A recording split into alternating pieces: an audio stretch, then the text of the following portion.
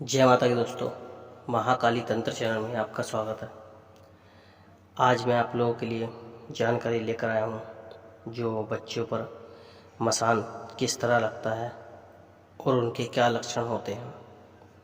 ठीक है दोस्तों, यदि आप मेरे YouTube चैनल पर नए हैं तो मेरे चैनल को सब्सक्राइब कीजिए, मेरी वीडियो को लाइक कीजिए और मेरी वीडियो को शेयर कीजिए ताकि मैं इस प्रकार की वीडियो ला सकूँ और आप लोग इन वीडियो का लाभ उठा सकें। ठीक है दोस्तों, अब मैं आपको बताता हूँ कि बच्चे पर मसान किस तरह लगता है। यदि किसी महिला को मसान है और वो गर्भ से हैं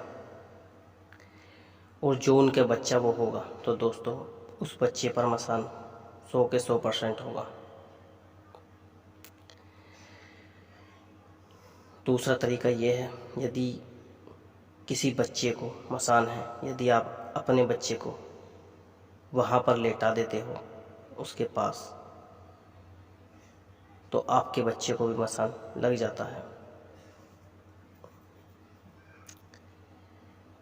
या कोई महिला जिसके बालक नहीं हुए और वो तांत्रिक के जाती हैं और उन्हें तांत्रिक ने कोई टोटका बताया है, फिर वो उस टोटके को करने के मारे आपके बच्चे का वस्त्र उठा लेते हैं या सिर के बाल काट लेते हैं और वो उसके बाद तांत्रिक के पास जाती हैं, कुछ टोटका जो बताया है वो करते हैं, तो आपके बच्चे को मसान लग जाता है।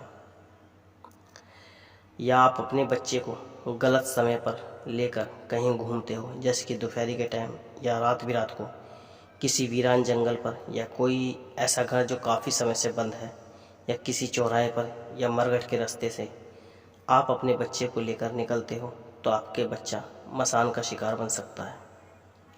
ठीक है दोस्तों, और जिस बच्चे को मसान होता है कैसे पता करेंगे कि आपके बच्चे को मसान है या नहीं, वो मैं आपको बताता हूँ। यदि आपका बच्चा रंग बदलता है, जैसे कि पहले उसका रंग कुछ देर पहले लाल था, फिर अचानक पीला पड़ गया या सफ़ेद पड़ गया या हरा रंग हो गया या नीला रंग हो गया, इस प्रकार के रंग बदलता है बच्चा, तो समझ लो आपके बच्चे को मसान है। और जिस बच्चे को मसान रोग होता है वो बच्चा बड़े ध्यान से हर व्यक्ति की बातें सुनता है कि कौन क्या कह रहा है। ठीक है दोस्तों, या आपका बच्चा पहले अच्छा था शरीर में और वो धीरे धीरे सूखता जा रहा है, कमज़ोर होता जा रहा है और आप दवा गोली करवा रहे हो तब भी दवा काम नहीं कर रही, तो दोस्तों इसका मतलब आपके बच्चे के जो लक्षण है वो मसान के हैं। जैसे कि मैं आपको अपने एक पास की दुर्घटना से बताता हूँ जो मैंने सुनी है। एक महिला को एक बच्चा हुआ था और उस बच्चे को मसान रोग था, तो जब भी उस महिला की जो सास थी वो जो उन्हें खाना देती थी तो उस खाने को वो औरत नहीं खाती थी, लेकिन जो बच्चा था मसान का वो खा जाया करता था। बच्चा उठता था और वो थाली, जितना भी थाली में खाना था वो सब खा जाता था।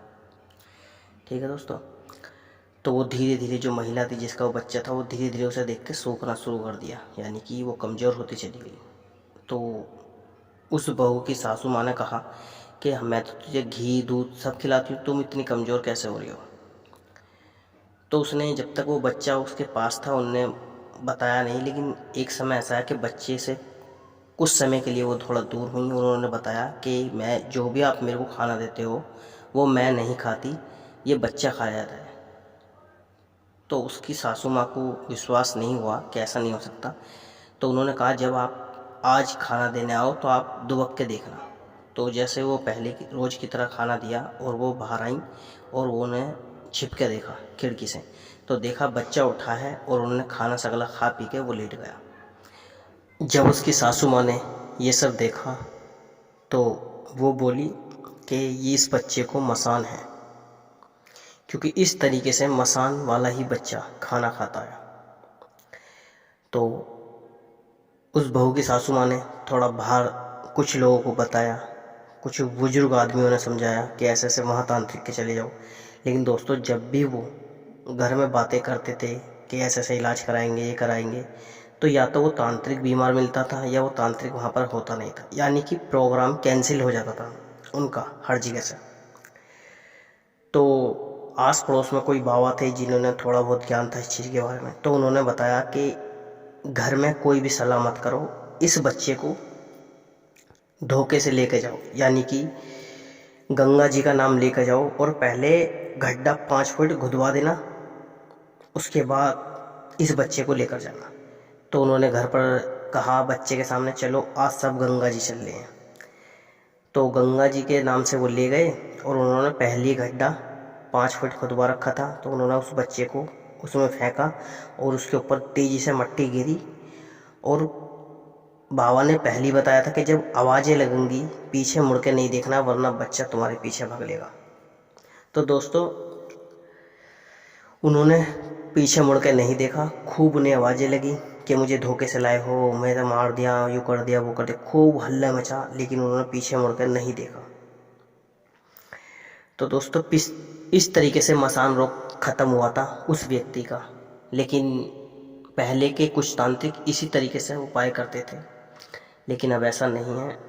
और जो मैं अपने तरीके से मैं आपको बताता हूँ, मैं यदि किसी का मसान रोग काटता हूँ तो मैं गंगा जल या भभूत पढ़ कर देता हूँ और उस व्यक्ति को 21 दिन या 41 दिन या 11 दिन या 1.5 महीने का समय दे देता हूँ। उस समय तक मसान रोग बिल्कुल जड़ से ख़त्म हो जाएगा। ठीक है दोस्तों, यदि किसी को मसान रोग है तो आप संपर्क कर सकते हैं। तो एक तरीका और भी है, यदि आपको शंका है कि आपके बच्चे को मसान है या नहीं है, तो आप शनिवार की सुबह उठकर जिस तरह बच्चों को पैरों पर बैठा के लैट्रिन कराते हैं उस तरह बैठाना है और उसके नीचे एक काला वस्त्र बिछा देना है, काला कपड़ा, और उस पर अंडा फोड़ देना है। और दोस्तों जो अंडे की जड़ दी है, यदि बच्चे को मसान है तो वो अंदर घुस जाएगी गूदे के अंदर वो बच्चे के, और वो बाहर नहीं आएगी। लेकिन ध्यान रखना दोस्तों, जब आप इस प्रयोग को करोगे तो आपके दिल में दहशत भी बैठ सकती है बच्चे को देखकर। तो इससे अलग मैं एक टोटका और आपको बताता हूँ।